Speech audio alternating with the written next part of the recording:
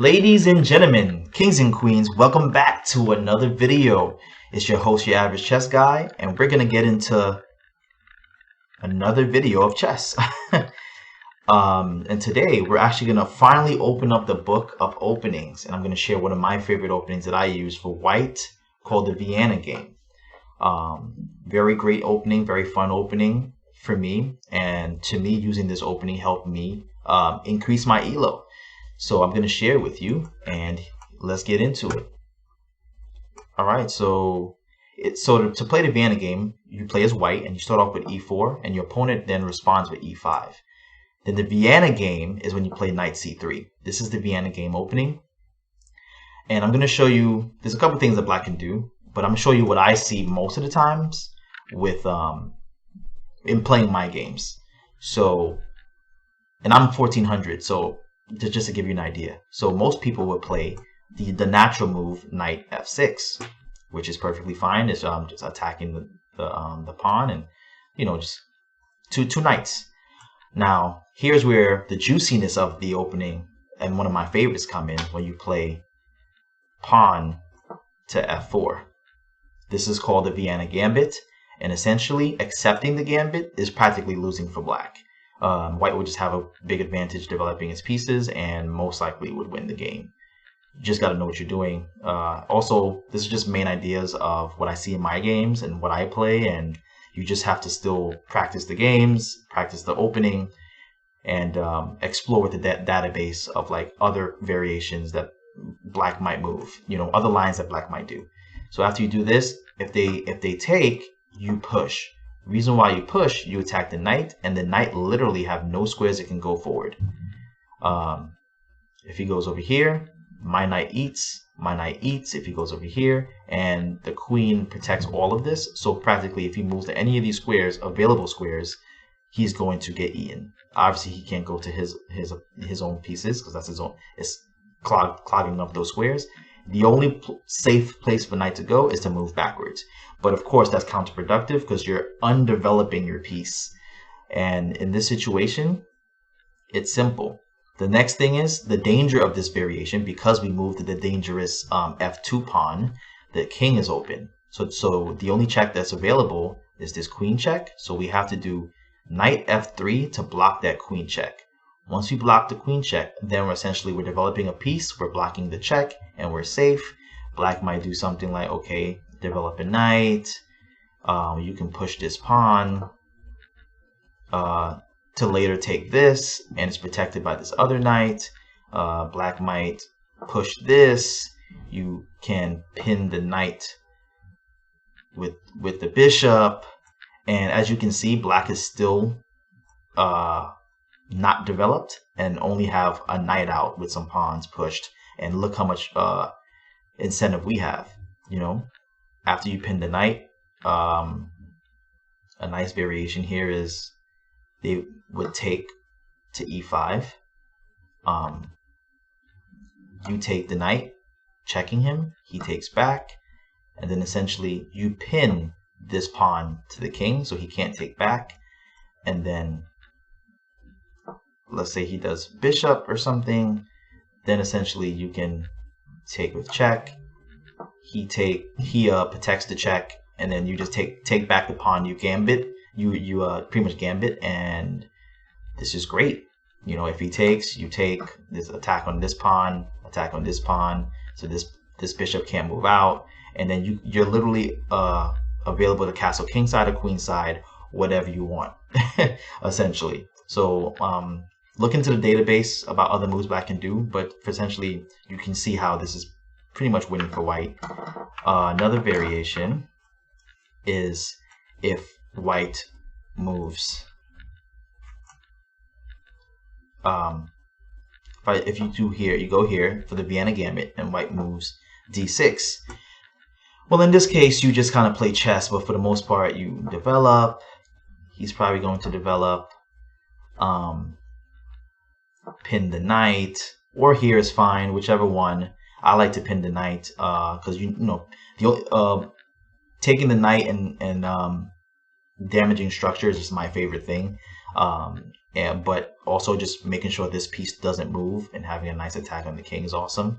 And if he happens to take, that's essentially what we kind of want as well, because you can always just move to the center to get the pawn back. There's probably even some attacks here where you push here, you know, or you can take, you know, doubling up the structure, push here to get this back, and then you still have the same idea of this. Well, after he can develop here, but for the most part, you get your piece back. You have all this development. You can castle. You know, the position is you still have an advantage for white. But this is one of the best moves that white can do. Another move white can do is he'll push to d5. I think this is the best move. And for most cases, you're probably not going to get this. You're more likely to get, you know, take or pawn push, you know, or you might get knight to c6. Now this is also losing for black, because essentially you will take, doing the same threat where he can't, where this knight can't move. But the only good thing about black in this position, he can take, so they're most likely going to take back. But this is where you play d4, attacking the knight, and then the knight here has to move. So let's say the knight moves back, or maybe even let's say he moves on this side. Then you can push, and the knight can't take back because you'll be trading a pawn for a knight and automatically be winning. So what happens is the knight is in this situation again, can't go anywhere, so he moves back. And then once he moves back, you bring the knight out. He might do something like this. And for the most part, the position is still, you're practically winning in this situation. There's a nice move where you can,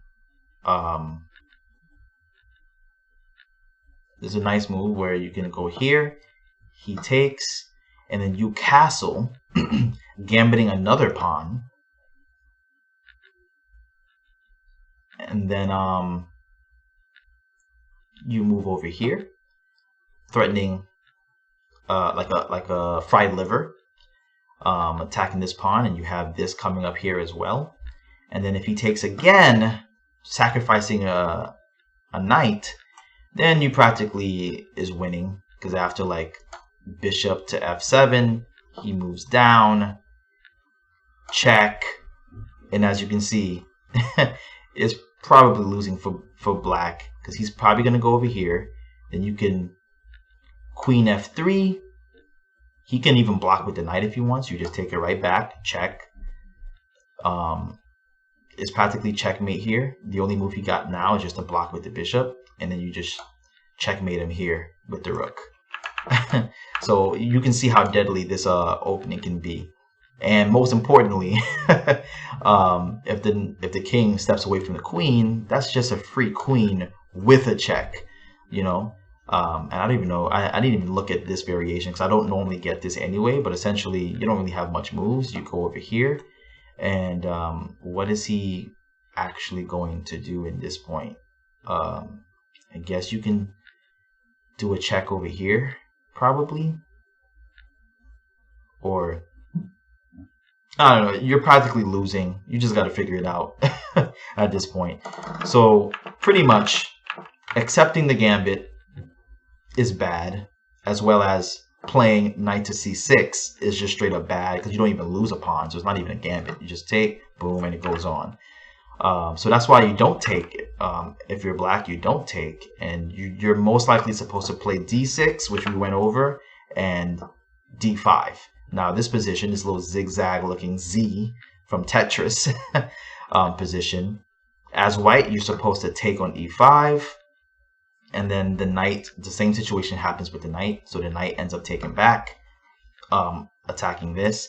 And the move that you're probably not going to see this move anyway. The move I like is just queen here, and then most likely they'll probably take here. You take over here, and you just play chess. If they develop immediately, go d4 to get a nice little chain of pawns in the center. And let's say he does something like this. You can start developing, pin the knight so he can't move, and then pretty much set up an attack once he castles over here. Most likely set up an attack on the king side, castle your king, and you're good to go.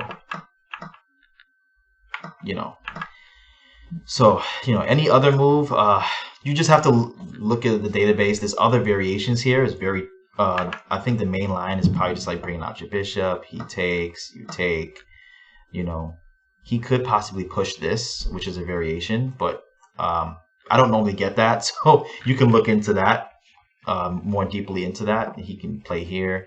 I guess you take back, but then, you just got to just play chess at this point. There is more lines here, but you're not going to face this often at all unless you're in a high level. So that's the Vienna Gambit. That's essentially the Vienna Gambit, and this is probably this position here is the Vienna Game, and this position here goes into the Vienna Gambit. So you're most likely going to get this a lot, and in this, if they take, they're practically going to lose. The best move is something like this, and you just kind of develop and you play chess. But now, what if they don't play this knight to f6, and they decide to play the other knight and kind of mimic you? Then it's like, all right, so you delay this f4 idea. Don't play that yet. You just develop your pieces, bishop to c4, and then if they play bishop to c5, this is where you get into the copycat variation of the Vienna Game. And when they do this, you punish them for moving this bishop by going to queen g4. It's safe to go here because this d7 pawn didn't move. And what you're doing is you're threatening threatening capturing the g7 pawn and then attacking the king side rook, which is pretty great. Most cases that I got in my games, they normally because this isn't gonna work because you just take here, and essentially even if they do something like this, then you get checkmate. You get checkmate in like 2 moves after they do this. So it's kind of like bad, right? Because if they move the knight, you just take. The rook is in danger. He has to move either here or here. Most likely here is safer. But if he does move here, like some people might decide to move here, it's just checkmate right here, supported by the bishop. Checkmate.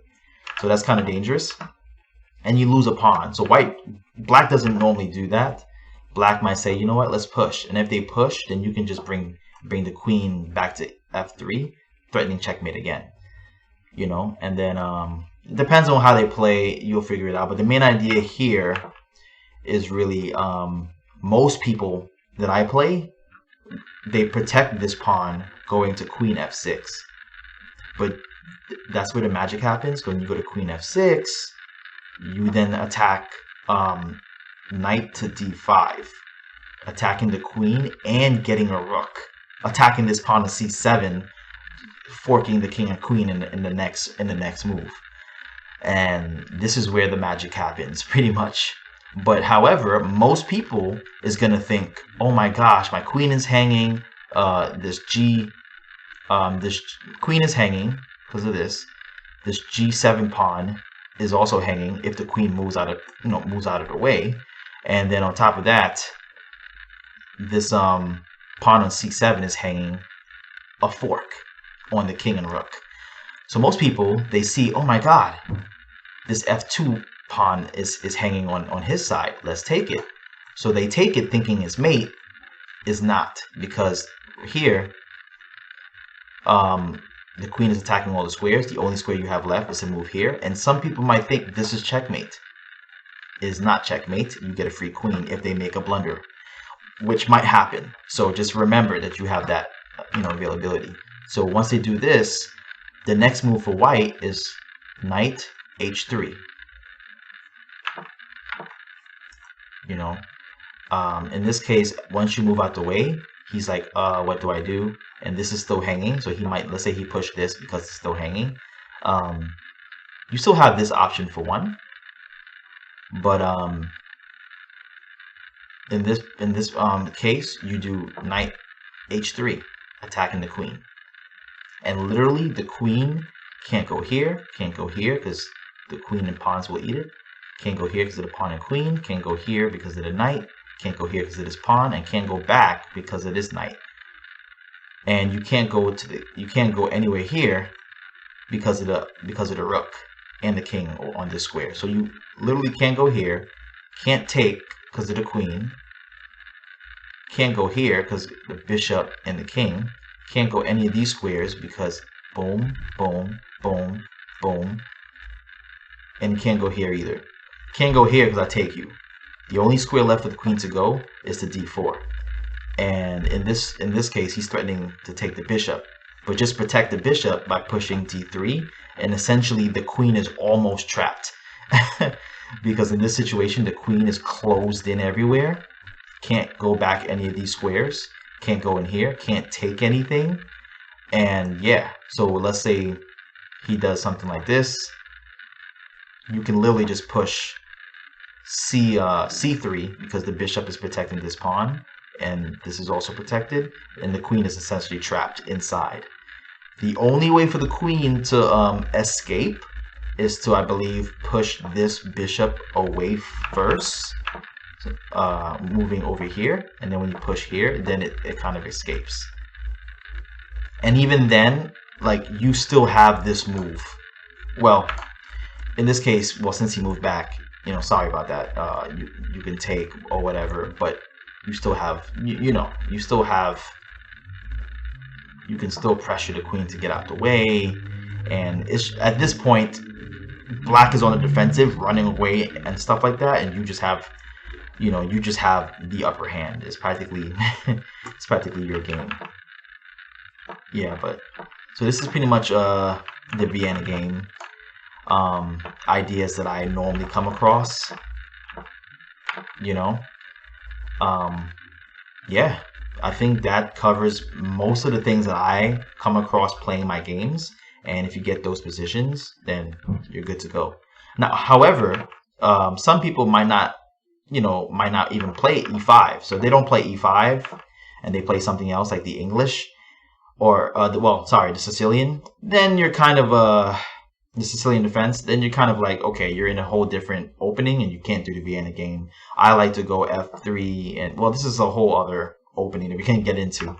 But it only works, again, if they do e5 and then you play knight c3. They might not even play this or this per se. They might go into something else. They might play something like this. And at that point, just play chess, develop your pieces, or look into the database, the engine, and just see what's the best moves that you can play in this opening here, And well, that's all the advice I have for you guys. Thank you so much for tuning in and watching this video. Like, share, comment, subscribe. I'll be pushing out videos, and I'll catch you later.